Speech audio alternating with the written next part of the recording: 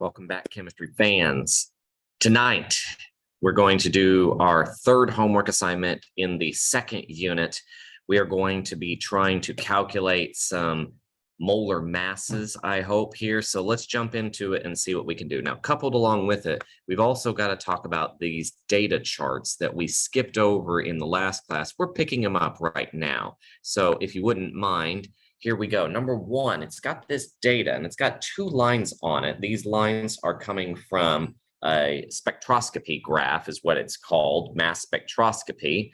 And so what we need to understand about them is that these abundances that they present to us are in this 3-to-1 ratio. So so if we were to give these quantities their relative abundances, what we could say is that, you know, this is making up 75% and this is making up 25%, because if we added together the 3 and the 1, we get 4. And then the fraction of 3 divided by 4 is 75%. 1/4 is 25%. So that's where those numbers are coming from. Now, how we figure out what element this is, you could probably guess.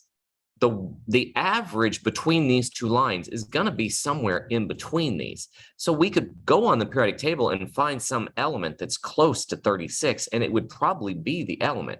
Now, let's go ahead, though, and do a little bit more accurate version of the data. So we're going to take the 0.75, and we will multiply it by 35, and then we'll add to that 0.25 times 37.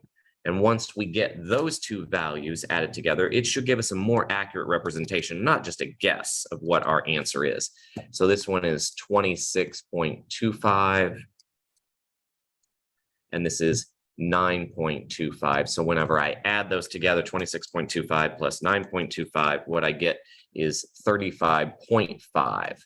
All right, so let's go and find ourselves a periodic table so we can compare it and figure out which element has a mass that's at 35.5. If I look at sulfur, it's 32. If I look at argon, it's 39.9. It is chlorine that's 35.453. That rounds up to 35.5. So the element in this was, in fact, chlorine. All right, so that's how you read one of these mass spectroscopy graphs. Now, how many atoms? Very simple task. You simply distribute numbers into the parentheses. So there's 2 nitrogens, there are 8 hydrogens, there's 1 sulfur, and there are 4 oxygens. So if I add all those numbers together, I'd have 10 for that, I would have 5 for that, and so 15 is the number of atoms.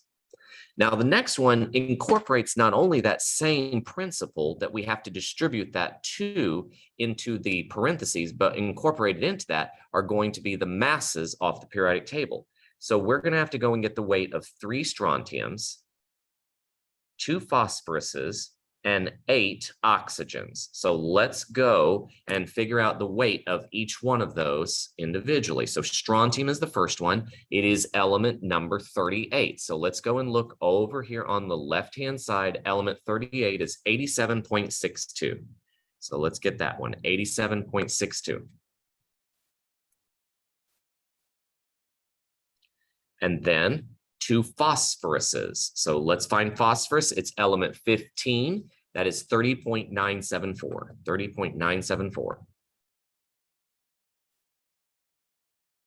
And then 8 of the oxygens, they are 15.999. I can't remember how many 9s there are. 9, oh, and my picture is in the way. Give me a second to move it. 999 is what it is. Okay, 15.999. All right, so have it right. I'm going to add up, or I'm going to multiply, add up all those values. So I've got 3 times 87.62. That is 262.86. I have 2 times 30.974, and that's 61.948. And then 15.999 times 8, and that's 127.992. I'm going to add all 3 of those values together.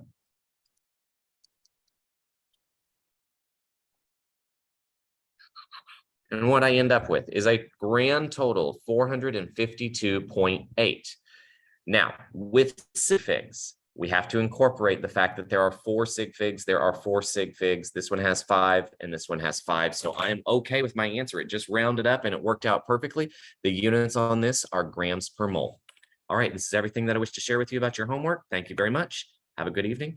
Goodbye.